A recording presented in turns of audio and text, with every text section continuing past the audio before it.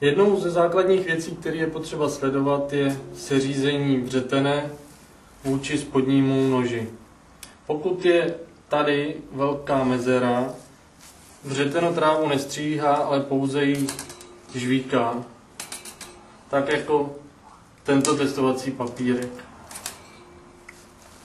Pro seřízení vřetene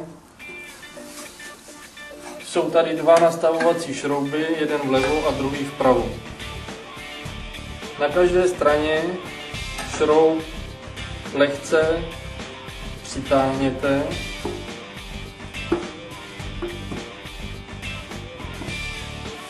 a znovu vyzkoušejte testovacím papírkem, jestli dochází ke střihu. Tady na té straně je potřeba ještě dotáhnout